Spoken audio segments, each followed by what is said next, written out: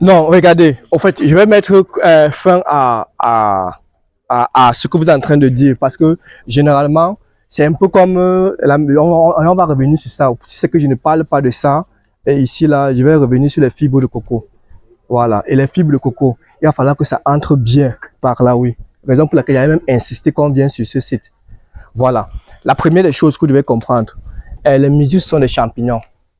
Les méduses ne se développent que lorsqu'il y a une certaine humidité. Actuellement, depuis le mois de novembre, vous savez qu'à partir de novembre, ici dans cette localité bien sûr, les pluies commencent à être irrégulières. Est-ce que vous voyez un peu? Les pluies commencent à être irrégulières. Donc du coup, lorsqu'une personne met en place une spéculation, maintenant en contre-saison, n'est-ce pas?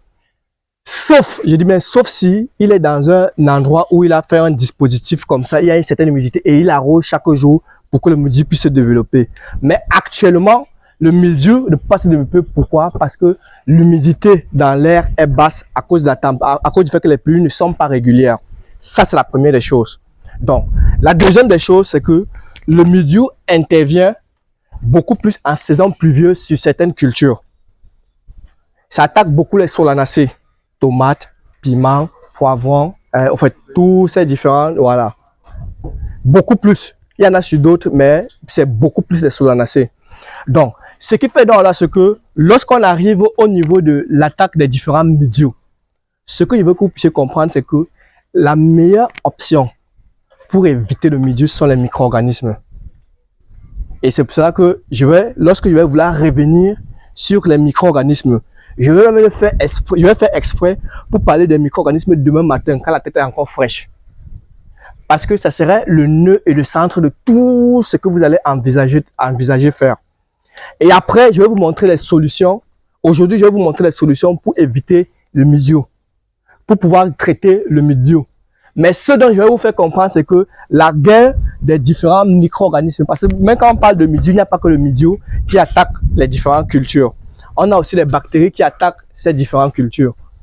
Et vous êtes beaucoup exposés aux différentes maladies bactériennes. Pourquoi? Parce que lorsqu'on regarde en Côte d'Ivoire, sur 10 agriculteurs qui font les cultures vivrières, il y a au moins 8 à 9 qui produisent au moins le manioc. Et c'est normal, ça entre dans vos cultures. Est-ce que vous comprenez? Il parle des gens qui font des cultures vivrières, il ne pas parler de ceux qui font les cultures pérennes. Donc, vivrières, autres là, on a parfois 8 à 9 qui font au moins la production des cultures du manioc.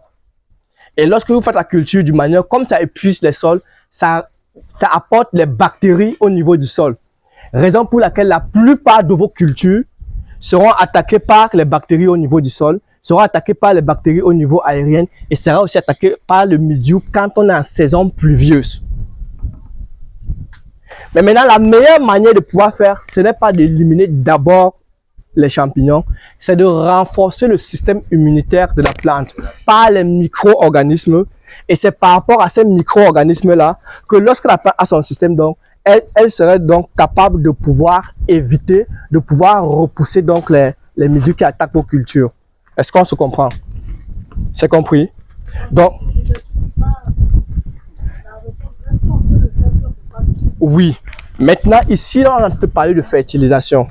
La fertilisation n'a rien à voir avec le traitement ou la prévention. La fertilisation, c'est la nourriture.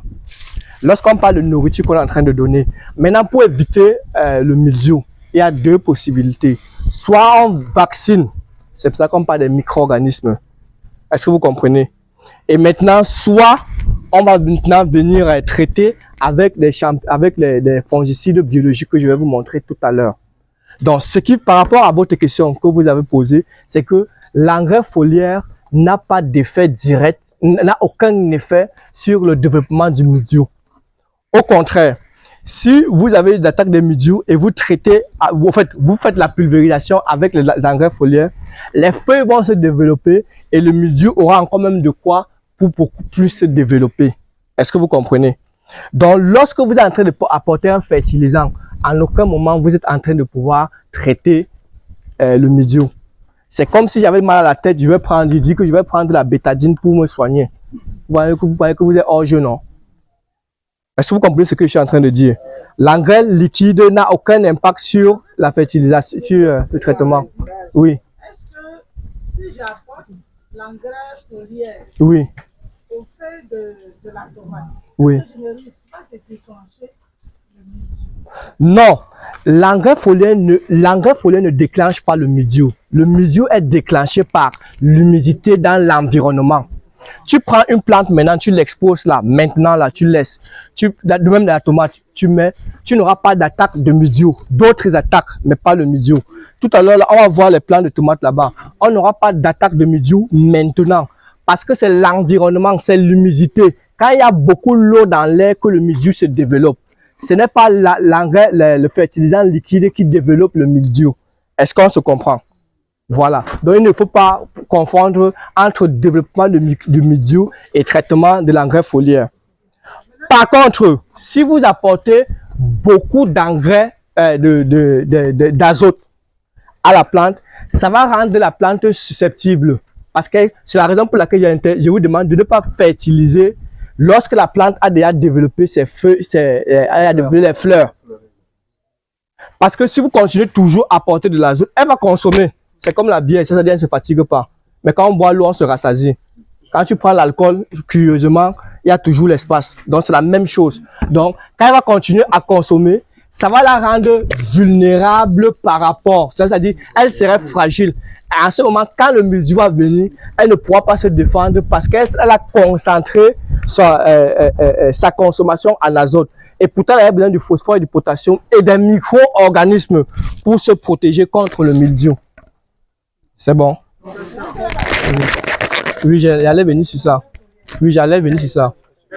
Pardon, posez la question par rapport à ce que je viens de dire, pas par rapport au futur.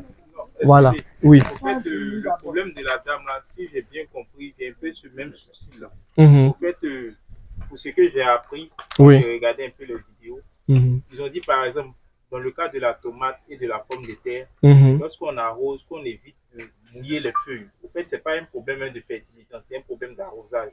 On évite de mouiller les feuilles pour éviter les attaques des maladies et autres.